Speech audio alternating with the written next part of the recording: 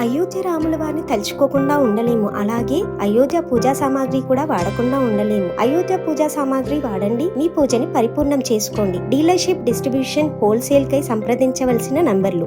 వాస్తవానికి దగ్గరగా full budget, దుబారాను తగ్గించి ఆదాయం పెంచడంపై ఫోకస్ పెడతా ఉన్నారు. గ్రామీణ ఆర్థికానికి ఊతమిచ్చేలా రూపకల్పన, 6 గ్యారెంటీలు, రైతు సంక్షేమానికి పెద్దపీట, కసరత్తు చేస్తున్న ఆర్థిక శాఖ అధికారులు. వాస్తవానికి దగ్గరగా రాష్ట్ర ఫుల్ బడ్జెట్ రెడీ అవుతున్నది. అయితే గ్రామీణ ఆర్థిక వ్యవస్థకు ఊతమిచ్చేలా రూపుదిద్దుకుంటుంది. ఈ నెలలో ప్రవేశపెట్టున్న 2024-25 పూర్తి స్థాయి రాష్ట్ర బడ్జెట్పై ఆర్థిక శాఖ కసరత్తు వేగవంతం చేసింది. అంకెలు పెద్దగా చూపడం కంటే ఉన్న వాస్తవాలనే బడ్జెట్ రూపంలో ప్రజలకు తెలియజేయాలని రాష్ట్ర ప్రభుత్వం భావిస్తుంది.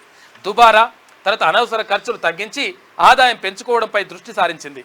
సంక్షేమానికి ప్రాధాన్యం ఇచ్చేలా కేటాయింపులు చేయనుంది.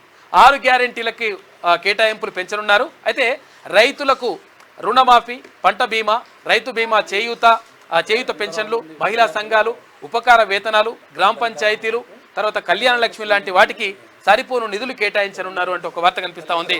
మొత్తం మీద ఇక్కడ 6 గ్యారెంటీలను అమలు చేయడంతో పాటు తర్వాత ఇక్కడ ఏదైతే కొన్ని అయితే హామీలు ఇచ్చిండ్రో ఎన్నికల ముందు, ఆ హామీలన్నీ నెరవేర్చే దిశగా కాంగ్రెస్ పార్టీ అంటే ఇక్కడ ప్రభుత్వం ఏర్పాట్లు చేస్తూ ఉంది. దానికి సంబంధించి పూర్తిగా బడ్జెట్ని అంటే అనవసర ఖర్చులను తగ్గించేసి నిజంగా అవసరమైతే ఏవైతే ఉంటాయో ఆ పథకాలు ఏవైతే ఉంటాయో ఆ పథకాలకు కరెక్ట్గా బడ్జెట్ కేటాయించాలని చెప్పేసి ప్రభుత్వం భావిస్తున్నట్టుగా కనిపిస్తూ ఉంది.